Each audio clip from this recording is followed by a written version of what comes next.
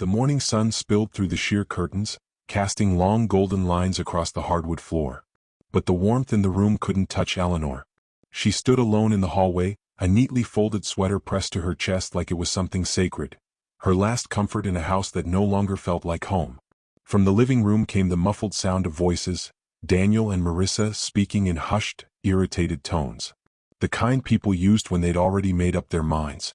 Eleanor took a breath and stepped in. Daniel turned at the sound of her footsteps. His face was calm but cold, his eyes avoided hers. He wasn't the little boy she used to tuck in at night anymore. That boy was long gone. "Mom," he began, using that tone that made her feel like a burden instead of a blessing. "We've been talking and it's time." "Time?" she asked softly. "You've lived here since Dad passed and, well, Marissa and I need the space now. We're thinking of starting a family and it's getting crowded." Eleanor looked around. The house wasn't small. It never had been. 4 bedrooms, a garden, and an attic full of memories. She had made this place a home when Daniel was just a skinny, scared little boy she took in with trembling hands and a heart full of hope. She taught him how to ride a bike on the front sidewalk, nursed him through fevers, cheered from the bleachers at his high school games. She raised him like he was her own, because to her, he was. "I understand," she said, barely above a whisper. "But I thought we had time to talk about this. Maybe look at a place together, somewhere nearby at least." Marissa entered the room, arms folded, her tone clipped. "We already found one. Small studio apartment across town. It's not much, but it's clean and the rent's covered for the first 3 months." Eleanor's breath caught in her throat. They'd already packed most of her things. Her life boxed up like clutter. A pair of shoes sat by the door. Her photo albums were sealed shut in a cardboard box labeled miscellaneous, as if the sum of her entire motherhood was miscellaneous. Daniel shifted uncomfortably. "You'll be fine, Mom. You're tough. You always said so." She gave a small nod, not trusting herself to speak. She did, her voice would crack. If she stayed any longer, the tears would come. And she refused to let them see her cry. As she picked up the worn suitcase by the door, Daniel said, almost as an afterthought, "We'll visit. Once you're settled in." Eleanor paused. She didn't turn around. "I won't hold you to that," she replied quietly. And then she stepped outside. The street was quiet. The same driveway where she once taught Daniel how to throw a football now looked unfamiliar. The garden she had tended for years had been overrun with weeds. The wind carried the scent of lilacs, but it no longer smelled like home. She stood there for a moment, blinking against the sunlight. To any stranger passing by, she looked like just another elderly woman moving on with her life. But in the pocket of her coat was a small, polished silver key. And that key opened a safety deposit box. A box tucked away in a high-security vault under a name she hadn't used in over 20 years. Inside that box? $9.5 million. Money she had saved and protected. Money that could have changed Daniel's life, had he chosen kindness over convenience. But he hadn't. And now Eleanor had plans of her own. Plans no one would see coming. Eleanor stepped off the bus in the quietest corner of town. No one was there to greet her. No one knew her name. The apartment building she'd been assigned was older than she expected.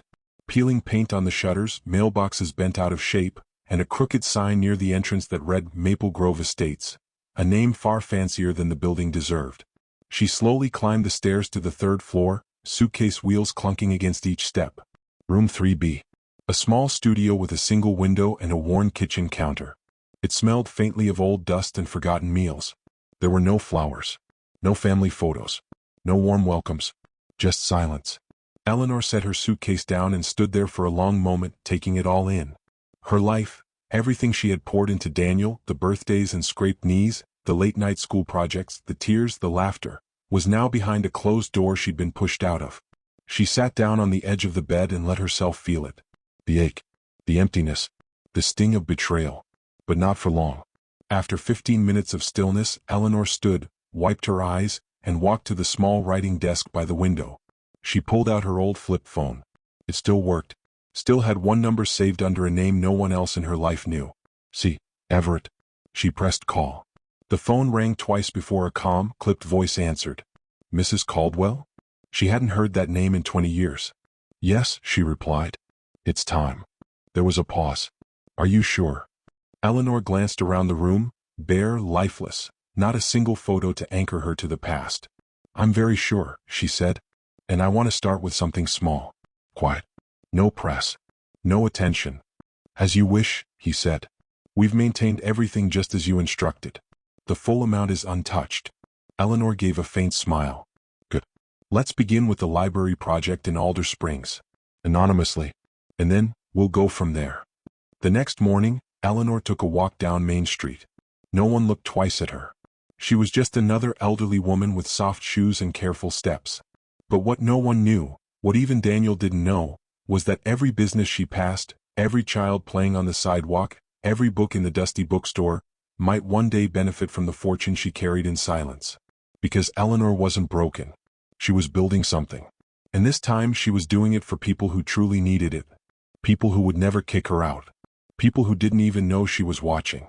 Daniel sat at the breakfast table, scrolling through emails on his phone while Marissa cleared dishes with more force than necessary.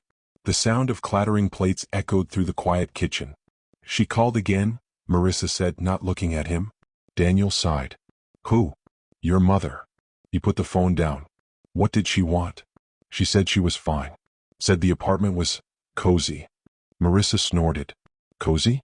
That place looks like it should have been condemned in the 90s. Daniel didn't respond. He stared at the steam rising from his untouched coffee.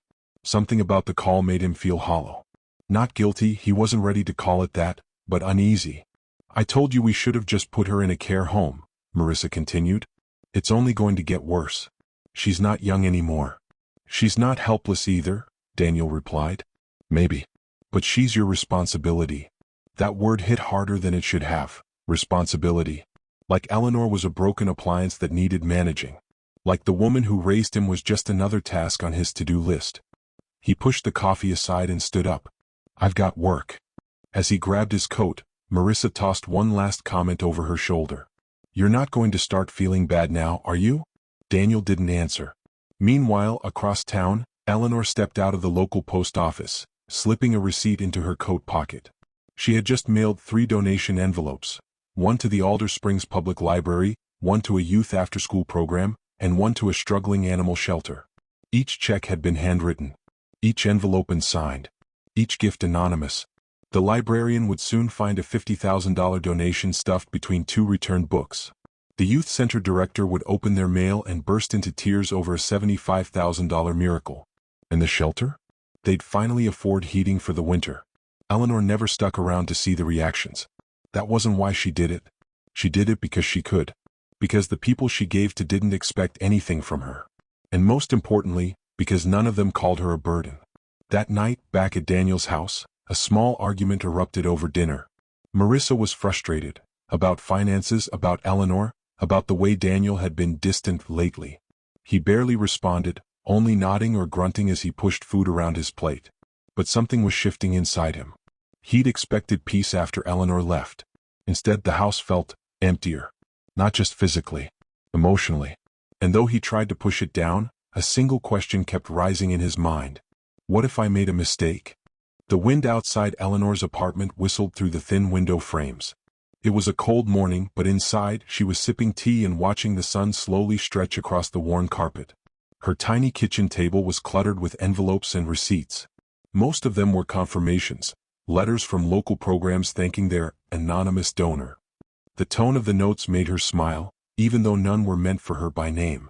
But tucked beneath those was something different. An envelope with no return address. She opened it slowly. Inside was a single sheet of thick paper. Type. No signature. We know who you are. And we know what you're hiding. Be careful. Eleanor's hand froze. She read it again. Once. Twice. The words didn't threaten violence, but they didn't need to. The message was clear. Someone knew about the money. About her hidden identity. About everything she'd taken years to bury. She set the letter down and leaned back, her heartbeat steady but her mind racing. She had always known this might happen. When you move quietly through the world, people don't notice. But when you start changing things, even from the shadows, someone, somewhere always starts watching. Still, she didn't panic. She reached into the drawer beside her bed and pulled out a small notebook. Inside, she made a note in neat handwriting. Security check. Notify C. Pause all transfers for 2 weeks. Then she tore the letter into tiny pieces, flushed them down the toilet, and made herself another cup of tea. Back at Daniel's house, he was cleaning out the garage when he found an old plastic bin labeled Mom's. He hadn't meant to open it, he was looking for the power drill, but something about the label stopped him. Curious, he pulled the lid off. Inside were photo albums, newspaper clippings, and a dusty binder filled with legal documents. Nothing seemed unusual, until he noticed a photograph tucked deep into a folder. It was Eleanor. But not as he remembered her. She looked younger, sharper. Standing next to a man in a navy suit, shaking hands with someone in front of a large plaque. The words were blurry, but one line stood out. Caldwell Foundation, Endowment Ceremony. Caldwell? He didn't recognize the name. He flipped the photo over. In faded ink it read, Eleanor Caldwell, 2002. Daniel frowned. Caldwell? She had another name? He rifled through the rest of the folder, but there was nothing else. Just the one photo. No clues. No answers. And suddenly the woman he thought he knew, the one he'd pushed out of his home, didn't seem so simple anymore. That night, Eleanor sat by her window, staring out at the stars. Someone had found her. The past she'd buried might be rising. But one thing was certain. She wouldn't run. Not this time. The next morning, Daniel sat in his car, parked outside the public library.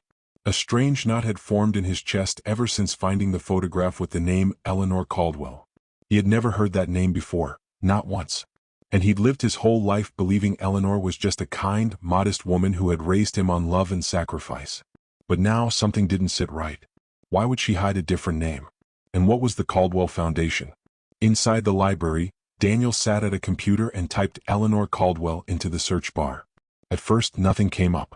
Then, as he scrolled past the clutter, an article from 2002 stopped him cold. Eleanor Caldwell resigns as chairwoman of Caldwell Trust after anonymous donation of $2 million to children's hospitals across the Midwest. Daniel blinked. Chairwoman? He clicked into the article. There she was again, his mother in a navy blue blazer, standing beside men in suits, smiling politely as she handed over an oversized check. She looked important, respected, powerful. Another article followed. Philanthropist Eleanor Caldwell quietly leaves spotlight, retires after husband's death. Daniel leaned back in the chair, stunned. How had she hidden this? Why didn't she ever tell him? Back in her apartment, Eleanor stood in front of the mirror, combing her silver hair with steady hands. Her expression was calm, but her eyes told a different story. She had just gotten off the phone with Charles Everett, the longtime attorney and discreet guardian of her secret wealth. There's movement on the old account, he'd told her. Someone tried to access a record. Eleanor didn't have to ask who. Daniel had found the photo. Maybe more. It didn't worry her. But it did mean the clock was ticking. For the first time in years, she opened the locked wooden box at the bottom of her closet. Inside were old documents, sealed letters, and a single envelope marked, "For Daniel. When he's ready." She touched the envelope softly, then tucked it back inside. She wasn't ready to give it to him yet. Not until she knew for sure who he truly was. The son who would take care of her. Or the man who had already turned her away. Meanwhile, across town, Daniel sat in the car again, photo in hand, thoughts racing. His mother had a fortune. She had built a foundation. She had lied. Or had she simply protected something he never bothered to ask about? That night he couldn't sleep. Not just because of what he found, but because, for the first time, he was beginning to wonder. What else did he never know about the woman he called Mom? The afternoon sun had turned orange when Eleanor heard the knock at her door. It was soft, polite, almost hesitant. She wasn't expecting anyone. With calm steps, she approached the door, peeked through the peephole, and froze. On the other side stood a tall man in a dark coat, holding a slim black folder. His posture was too stiff to be a neighbor, and his eyes, they were scanning the hallway like someone used to watching his back. She opened the door just a crack. Yes. Mrs. Caldwell? The man asked, his voice low and professional. Eleanor didn't flinch. That name doesn't exist anymore. He nodded slowly as if he expected her to say that. I work with the Alder Springs Community Fund. Your donation saved the library. My boss was curious about you. I was more than curious. He extended the folder through the small opening. Eleanor took it without opening the door wider. Inside was a list, dozens of names. All of them nonprofits. All of them recipients of anonymous gifts over the last 6 months. She glanced back up at him. You've been tracking me. He didn't deny it. People don't just give away hundreds of thousands of dollars without a reason. Especially not from a one-bedroom apartment in the cheapest part of town. Eleanor sighed. And what exactly do you want? The man hesitated. The truth. She opened the door wider, just enough to let him see her face clearly. I'm a woman who's done a lot of living. And I'm tired of watching people suffer while others hoard what they'll never spend. That's the truth. He studied her quietly, then gave a faint nod. I'll leave you alone. But, you should know, stories like yours don't stay hidden forever. As he walked away, Eleanor leaned against the door frame, her eyes narrowed in thought. She hadn't expected to be discovered so soon. The ripples she was sending through the town were turning into waves. Meanwhile, Daniel stood in front of the same apartment building, unsure of what he was doing. He had driven here on instinct, unable to stop thinking about the photo, the articles, the other name, Eleanor Caldwell. It didn't make sense. None of it did. Why would someone who had so much, who had once sat beside governors and CEOs, choose to live in a crumbling apartment, alone and forgotten? And why had she never told him? When he finally walked up the steps and knocked, he braced himself for the awkward reunion. But Eleanor didn't answer. She was still standing at the window, watching the man in the dark coat disappear around the corner. And just before Daniel turned to leave, her phone rang. She picked it up, expecting Charles Everett. But it wasn't. It was a voice she hadn't heard in years. I know what you're doing, Eleanor, the voice said coldly. And you need to stop. Before someone gets hurt. Eleanor's hand tightened around the phone. The past wasn't just catching up. It was knocking on her door from both sides. The next morning, Eleanor woke to silence, but it was different now. The kind of silence that felt like standing on the edge of a storm. Her tea sat untouched. Her hands, usually steady, trembled slightly as she reread the letter that had arrived under her door late last night. Stop the donations, or your son learns everything. She burned it in the kitchen sink. She wasn't afraid for herself. She was afraid of what Daniel might do with the truth, if he heard it from the wrong person. At 11:15 a.m. sharp, there was a knock at her door. This time she didn't hesitate. She opened it. Daniel stood there, his jaw clenched, a stack of printed papers in his hand. Newspaper clippings. Photos. Articles with headlines like, Caldwell Foundation donates $1 million to rural hospitals. Eleanor Caldwell steps down from board amid husband's death. I want answers, he said simply. Eleanor stepped aside. Then come in. He sat on the edge of the faded couch.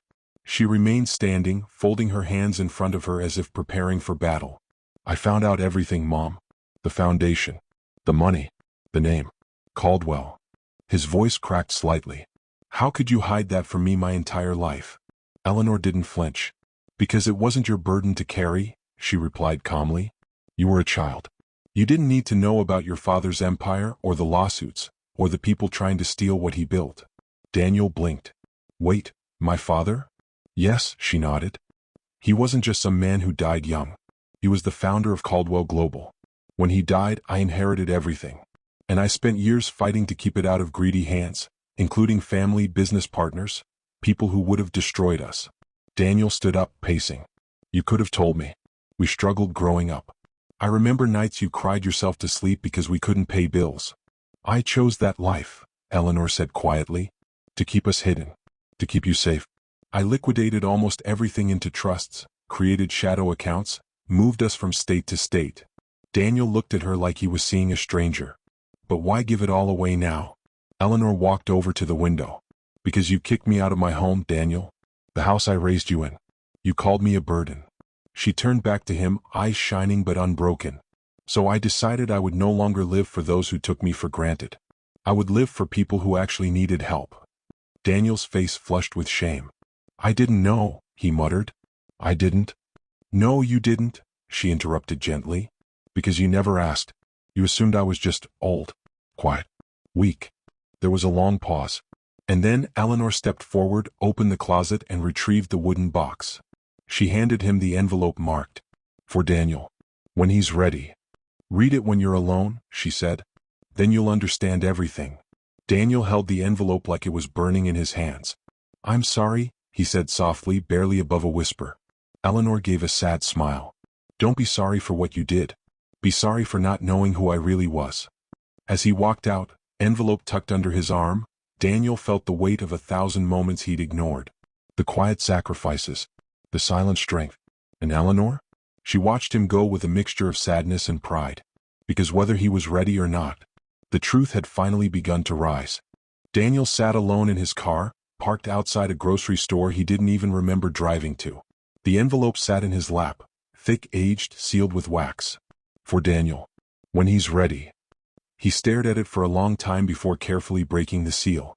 His hands were steady, but his chest tightened with every passing second. Inside were two things. A handwritten letter, folded neatly, and a check, made out in his name. $9,500,000. His eyes widened. He blinked. Not 1 million.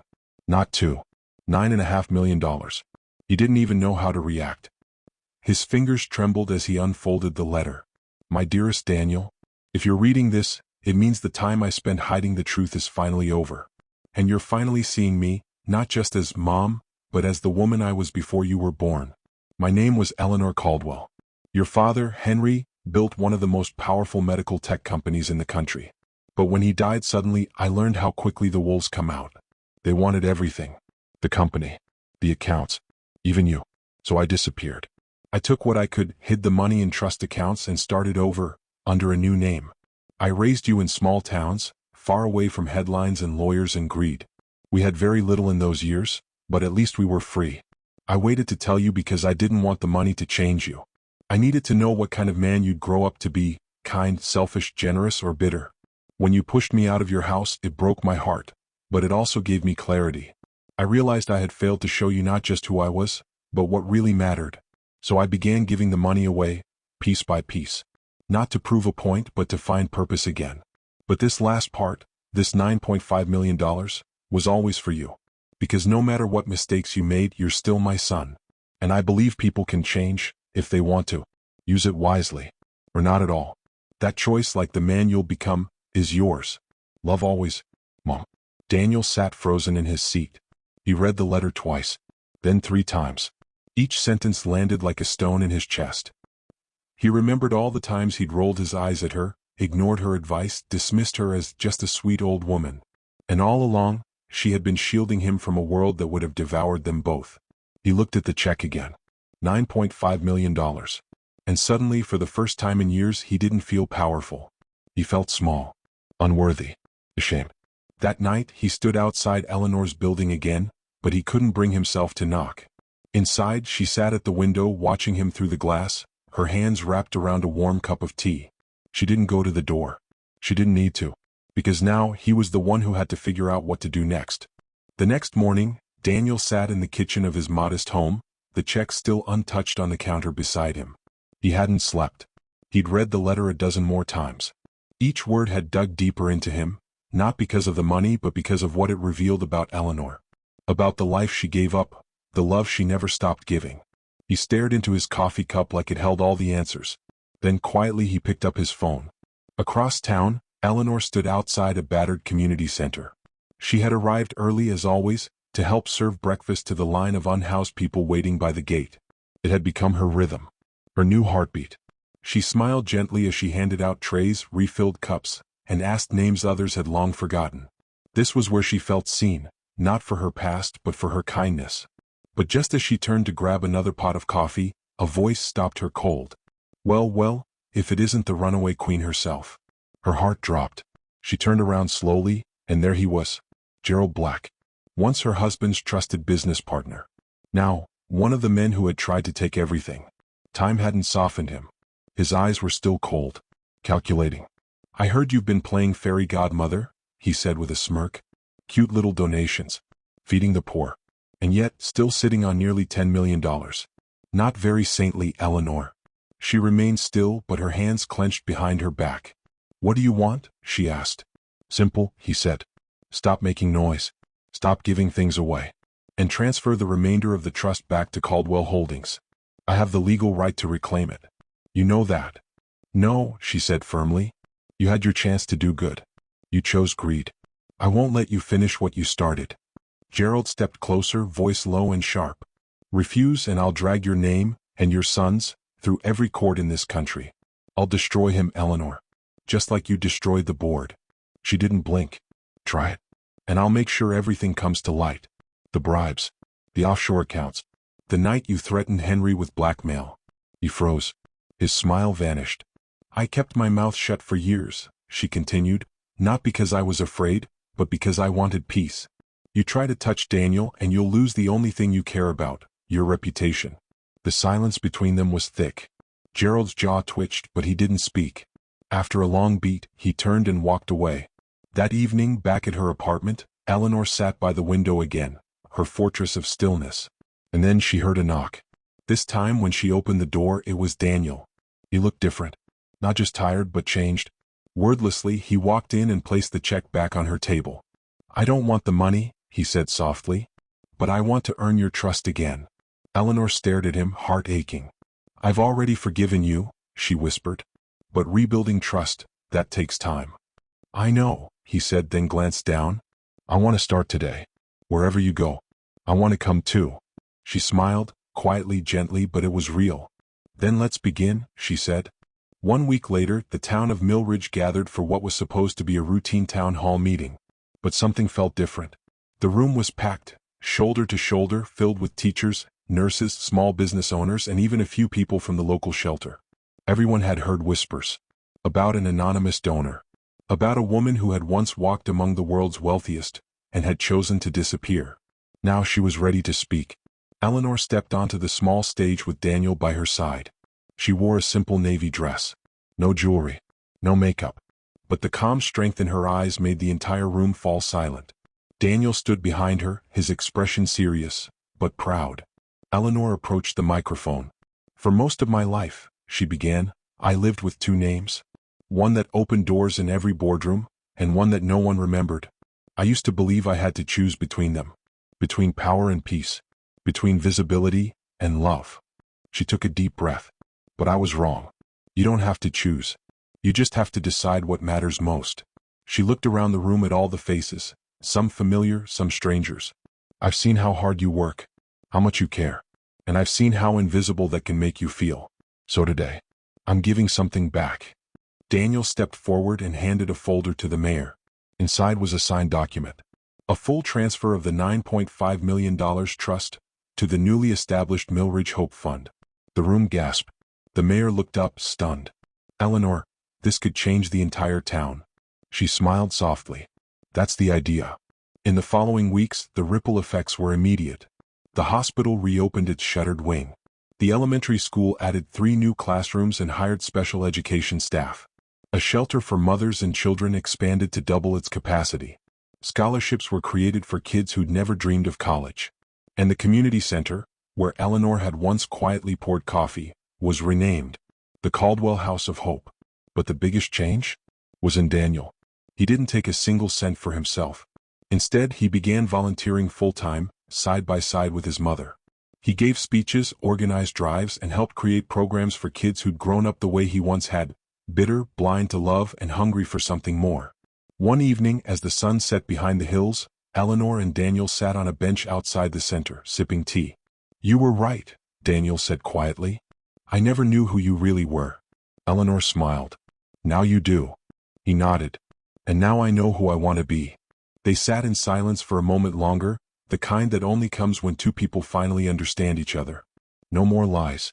No more masks. Just a mother and her son. And as the sky turned gold and the lights of the town flickered on below them, a story that had begun with rejection, hidden wealth, and heartbreak, ended with forgiveness, legacy, and love.